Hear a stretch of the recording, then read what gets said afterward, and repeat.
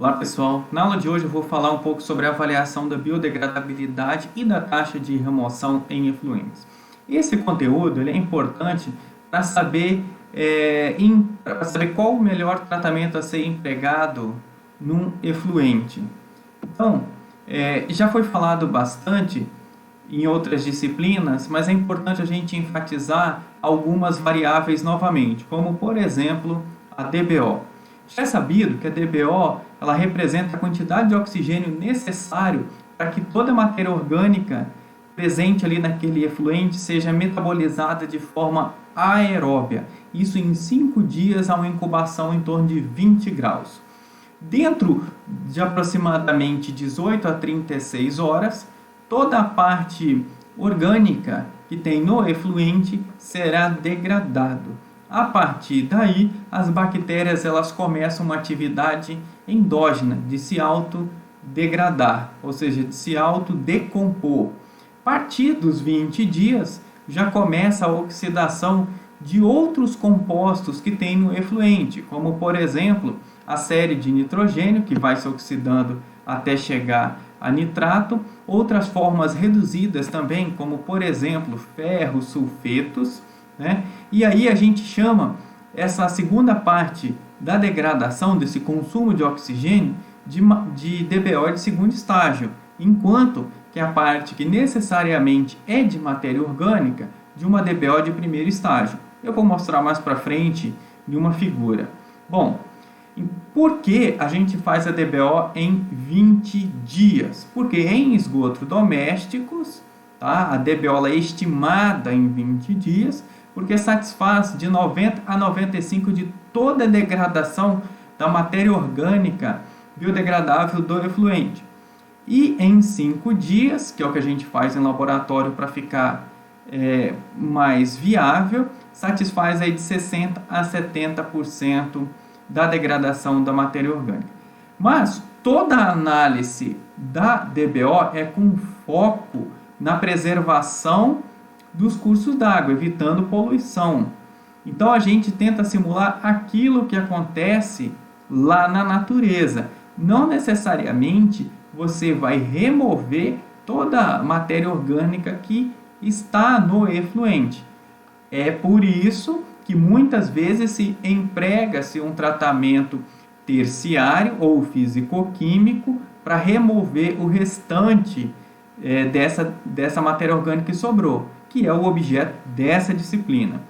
Mas a DBO ela é importante para quê? Para você calcular uma carga orgânica, a DBO versus a vazão, e pode ser afetada também pela toxicidade. Daí, quanto maior a DBO, maior tem que ser a diluição dessa amostra, para tentar degradar mesmo com alguma toxicidade pequena presente ali. Para isso, utiliza-se sementes aclimatadas, que são lodos do próprio efluente que se quer analisar. Então, o nosso foco aqui da DBO é justamente na DBO que sobra, ou seja, a DBO remanescente, a que sobra no efluente e que às vezes esse efluente ele não está no padrão de lançamento de curso d'água. Então, a gente tem que pegar e empregar um tratamento terciário nele. Como eu já tinha comentado, a DBO de primeiro estágio basicamente é DBO carbonácea, enquanto que a DBO de segundo estágio é uma DBO de nitrificação. Então aqui nós temos representado. Até aqui nós conseguimos representar aí cerca de 70 a 90% da matéria orgânica degradável do efluente. Ao passo que a DQO é a quantidade de oxigênio necessária para oxidar todo o conteúdo que tem ali no meio. Por um forte oxidante em meio ácido, que é o dicromato de potássio.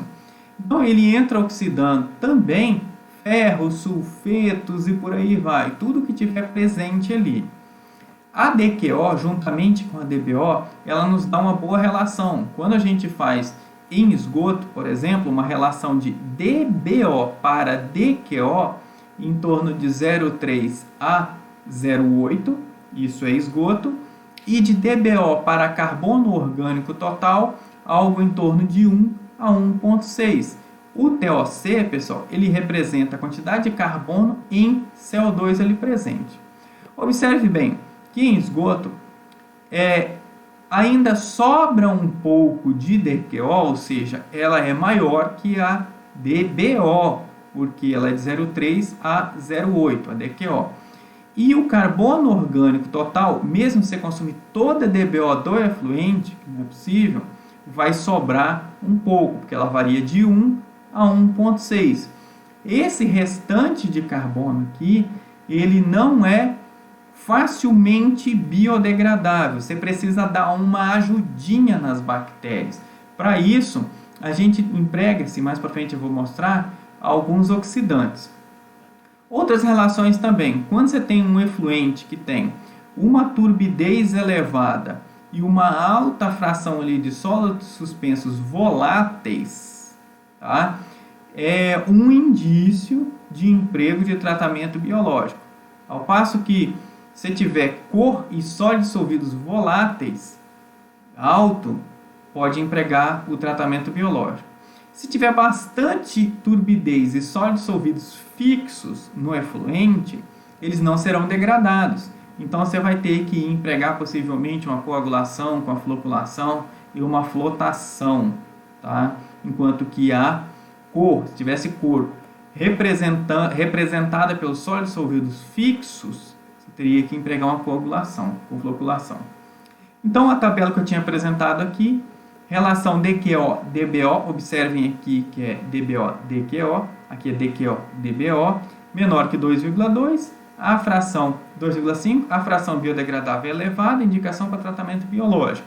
Quando a gente tem uma relação alta de 3,5 a 4, tem uma fração inerte, ou seja, não biodegradável, muito alta, então emprega-se um tratamento físico-químico. Falando agora um pouco sobre taxa de remoção e eficiência de remoção. A gente vê bastante em estudos, em trabalhos, sobre eficiência de remoção. Mas eu sou muito fã da gente trabalhar com taxa de remoção junto de eficiência de remoção. Por quê? Muitas vezes o seu tratamento ele tem uma eficiência de remoção muito alta no início e depois vai diminuindo com o tempo. Então você fica um longo tempo de tratamento para ter uma eficiência muito pequena lá no final.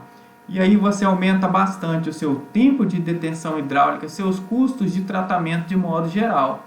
Então quando você identifica onde que está a maior taxa de remoção, você consegue focar naquele pedaço e aumentar a sua eficiência de tratamento, tendo a remoção maior num menor tempo. Pois bem, aqui nós temos uns dados que vocês vão fazer um trabalhinho em cima deles também. E aqui nós temos turbidez, vamos focar na turbidez, tá? Sólidos totais e DQO. Então observe aqui, ao longo do tempo de tratamento, a turbidez foi diminuindo, aqui ela aumentou, por motivo de incorporação devido à característica própria desse tipo de tratamento. Então, se você for ver, a maior eficiência aconteceu aqui, em torno de 70%, que é esse menos esse dividido por esse, dá em torno de 70%. Então, você pegaria aqui, com em torno de 7 minutos, dá 70% de eficiência. Esse é meu trabalho.